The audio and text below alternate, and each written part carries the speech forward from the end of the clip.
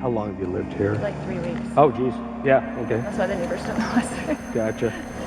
Like, hi neighbor, sorry. Who talks like this minutes after her ex-husband was killed? This is Lori Vallow Daybell. In 2018, she met her fifth husband, Chad Daybell, and within a year, they had killed her children, her ex-husband, and his ex-wife. Then they went on a vacation. How did a former beauty queen who loved her children turn into a murderous doomsday fanatic? And what role did her fifth husband play in it? Let's explore the creepy story of Lori Vallow Daybell. Lori Noreen Cox was born to Barry and Janice on June 26, 1973. She had 3 sisters, Stacy, Laura, and Summer, and 2 brothers, Alex and Ada. Remember Alex because he'll turn up at least as creepy as Lori. Her big, happy family was closely intertwined with the Church of Latter-day Saints. And as it goes with many Mormon families, Lori was taught to get married and have children pretty early on. When she was 19, she married her high school boyfriend, Nelson. But within a year, they were divorced. 2 years later, she married her second husband, William. Together, they had a son, Colby Ryan, born in 1996. 2 years later, the couple would break up and Lori would marry her third husband, Joseph. On September 24th, 2002, T. Lee Ryan was born. By now, you already know the pattern. Within 2 years, these two were divorced too. And Lori would marry twice more, with each marriage messier than the other. Sometime after her third divorce, Lori told her brother Alex that Joseph had been abusive to her. Alex's response was to ambush Joseph with a taser and threaten to kill him. Alex was arrested and sentenced to 3 months in prison. Now, Alex was sort of a protective figure for Lori, but in a very disturbing way. Reportedly, when Lori was in junior high, she complained to a friend that Alex wanted to sleep with her. No one knows what truly happened between these two, but by the time Lori was in her 30s, she was actively seeking out his support and protection. Around the same time, Lori participated in the Miss Texas beauty pageant. She had won the Mrs. Hayes County pageant, and becoming Miss America was now her priority. When the judge asked her, "What makes you tick?" she replied, "Being a good mom is very important to me, and a good wife, and a good worker, and being all those things together is not easy. So I'm basically a ticking time bomb." Lori was right in one thing. She was a ticking time bomb, but she wasn't a good mom. Her son Colby was with his dad, and her daughter T. Lee was in her care, but, well, it was all about to end in a very dark way. In 2006, Lori married her fourth husband, Charles Vallow. As Lori moved with him to Arizona, there would be a lot of children around her. Nicholas and Zachary, Charles's sons from a previous marriage, her own daughter Teely, and her son Colby, who would divide his time between his 2 parents. Then the newlyweds decided to adopt Charles's grandnephew, Joshua Jackson, aka JJ. By 2014 though, there were only 2 kids in the house, JJ and Teely. The older ones had all moved out. Teely adored JJ like he was her son. Are you taking a video of my child? Your child? My child. Teely was born in 2002 and JJ was born in 2012. So there was a whole decade between them. And Teely was a very responsible girl for her age. So she loved caring for her new brother. I loved being around JJ and Tylee. Tylee was really protective over JJ, and she was kind of like another mama to him. JJ, say hi. Perhaps Teely felt that only she could take care of JJ properly. Charles was always away on business trips, and her mother wasn't well. A few years later, Lori would murder her 2 children and Charles. As Lori and Charles's marriage was fizzling out, Lori was becoming more and more Mormon. We're gathering together as saints, as brothers and sisters, and preparing for the second coming of Christ. She seemed to be less and less connected to the real world and more talking about God, resurrection, and the afterlife. Lori had also become obsessed with the books of a certain Chad Daybell. In October 2018, Lori's friends took her to a religious event where Chad was speaking. When Chad and Lori met, it was clear they were both really attracted to one another. Chad's pickup line, he told her they had been married in 7 previous lifetimes. Shockingly enough, Lori genuinely believed him. Chad had also married young and had 5 children with his high school sweetheart, Tammy. After working as a gravedigger, Chad opened his own book company and published several books with the same claim, that God had spoken to him. God had also told him to move to Rexburg, Idaho, one of the most Mormon-rich places in the States. Chad wasn't as much a Mormon as he was a cult leader. He put all people into 2 categories, light and dark, aka a Satan follower. Chad told Lori that she was an eternal being and that he'd been on Earth for 22 lives. Lori had been on Earth for 5 previous lives, and incredibly, in all lives, they were married. In 2016, Lori regularly used the term zombies to refer to people she didn't like, Chad's dark people. She seemed to be completely under his spell. Then, she took it to a whole new level. In January 2017, Lori and Charles were still married. On January 31st, Charles returned home after a week-long business trip. He was a little worried. For the last 2 days, he hadn't gotten through to Lori, Teely, or JJ. When he arrived at the airport, his truck was missing. He took a taxi home only to discover the locks had been changed and all his clothes were in the trash. That's not all. $35,000 were also missing from his account, so he called the police. So what's going on tonight? I don't know how else to say it. We're LDS. She thinks she's a resurrected being and a God, and remember the 144,000. Jesus is coming next year. She took all the money out of her bank account today. My truck is gone from the airport. She went to the airport and got it. The police also recorded as Charles said his wife had threatened to kill him. She said, "You're not Charles. I don't know who you are, what you did with Charles, but I can murder you now." Outrageously enough, though, the police didn't look into this allegation. They did not look for Lori, and they even complained that Charles wasted their time. 2 years later, the police would receive another call, but this one wasn't from Charles. 911, where is your emergency? I'm in police in an ambulance. What's the emergency there? I got in a fight with my brother-in-law and I shot him in self-defense. And is he hurt or is he alive or? Yeah, there's blood. He's not moving. How long ago did this happen? A couple of minutes. What's his name, your brother-in-law? Charles Vallow. Okay, what part of his body is injured? In the chest. I'm sorry, where? In the chest. Okay, is he awake and responsive or unconscious? Unconscious. Okay, is he breathing? I can't tell. Alex Cox killed Charles Vallow on July 11th, 2019. When the police arrived at the scene, they found an empty house with just Charles's body left in a pool of blood in the living room. And behind the house, Lori and Teely were chilling. How long have you lived here? Like 3 weeks. Oh, geez. Yeah, okay. That's why the neighbors don't know us. Gotcha. Like, hi neighbor, sorry.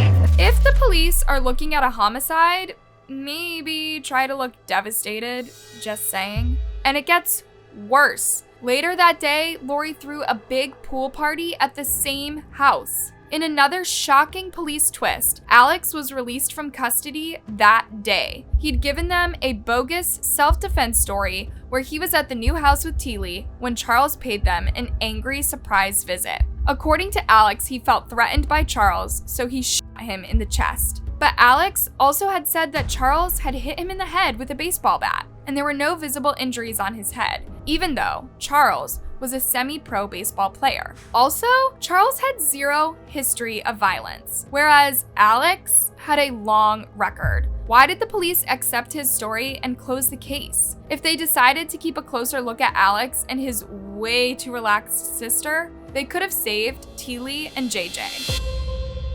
After Charles died, Lori sent a text message to his sons. "Hi boys, I have very sad news. Your dad passed away yesterday. I'm working on making arrangements and I'll keep you informed with what's going on. I'm still not sure how to handle things. Just want to say I love you and so did your dad." Really? A text? Then a few days later, she moved in with Chad in Rexburg, Idaho, together with Teely and JJ. And guess what? Her brother Alex followed them there. moving into a condo just a few doors down. On September 8th, 2019, Lori, Alex, and the kids went to Yellowstone National Park. The following day, JJ started school, but Teely was AWOL. This picture is the last moment of her alive. On September 17th, JJ was seen outside his Rexburg home playing with a slightly older friend. After this, JJ also vanished. A couple of days later, Lori went to unenroll him from school, simply claiming she'd homeschool him from now on. But no one would ever see Teely or JJ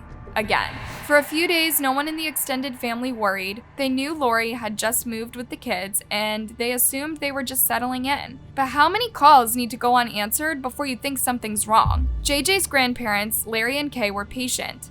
But as they kept trying to contact JJ and Lori would either reject their calls or respond with a simple text saying, "The kids are fine." Then she started lying. Every time someone inquired about the kids' whereabouts, she would say something else. They were at a friend's house, they were with her buddy in Arizona, and whatnot. By November 2019, the situation snowballed into a nationwide case. People were interested in the story right from the beginning. We don't normally get missing kids news releases that are like this, and it just continued to get bigger and bigger. And the part that boggled people the most was Lori's lack of cooperation and downright defiance toward authorities. Typically, when a missing person is reported, it's the parents that call us.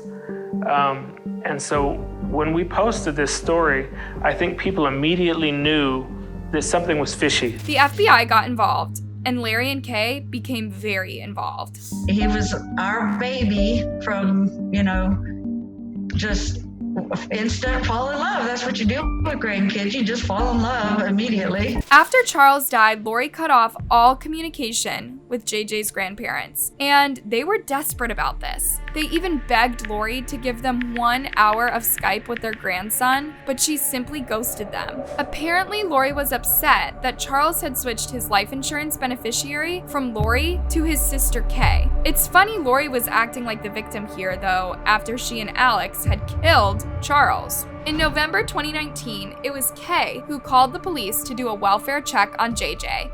And that's when Lori was tracked to Rexburg. Y'all alone, or is that help? My brother's here. So JJ would be where? He's in Arizona. Who's he with in Arizona? He's with one of my friends in Arizona. That was a load of bogus. The same day, the police met with Chad. He babbled something about not knowing Lori's phone number. The police decided to get a search warrant for their home. But when they got to the house the next day, Lori and Chad were gone. There was food in the refrigerator, food in the pantry.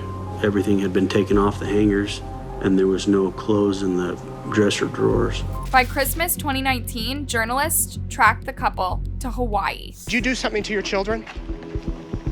Are your children still alive? That's a simple question. I've got 3 kids of my own. I can tell you every minute where my kids are at. Where are your children? Listen, just tell people what's happening. There's people around the country praying for your children, praying for you guys. Why don't you give us answers? That's great. What?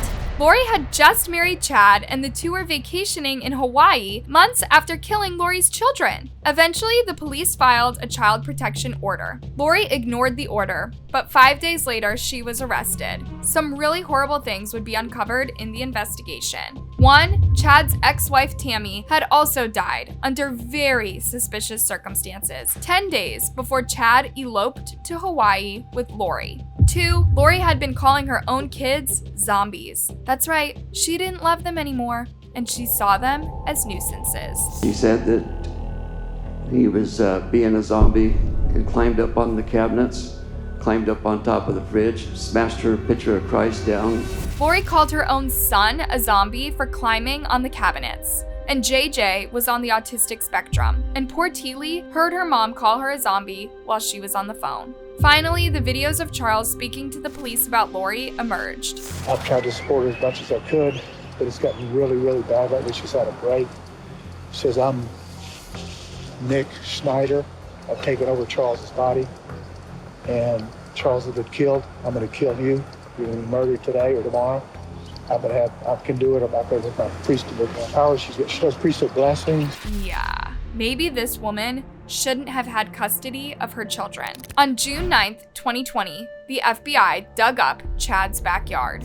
As soon as they removed the paneling, I could smell the odor of a decomposing body.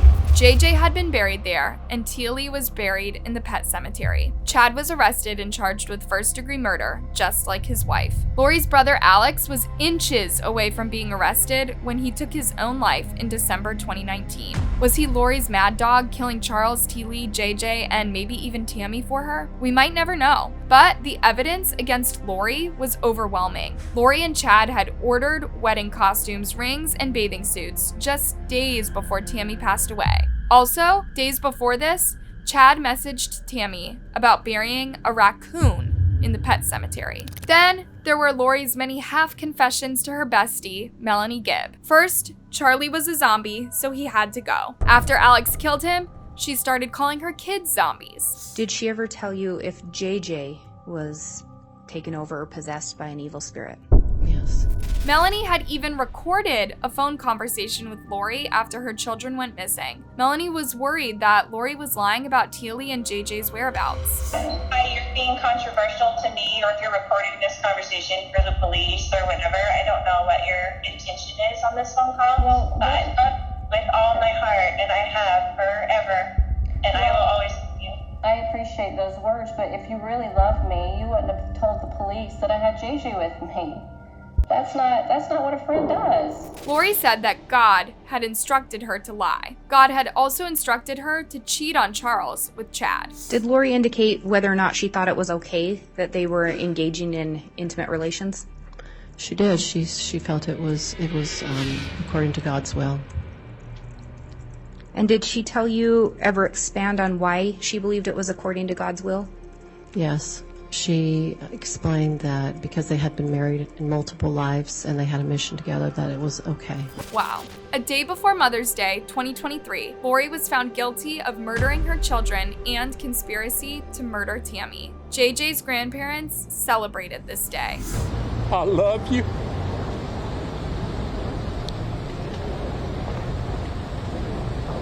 Papa, wish you were here. Lori will spend the rest of her life in prison. Chad still awaits his trial, but is facing the death penalty for the same charges. It's truly heartbreaking that Lori and Chad killed their families while on the religious high horse. They saw themselves as higher entities, all while behaving lower than anyone around them. Who knows if a life sentence will bring a new perspective to a person who had such a warped view of the world. Hey guys, thanks for watching. What do you think about this crazy case? Does Lori's conviction bring any closure to the victims' extended families? Let me know your thoughts in a comment, and before you leave, make sure you like and click that bell button. See you next time.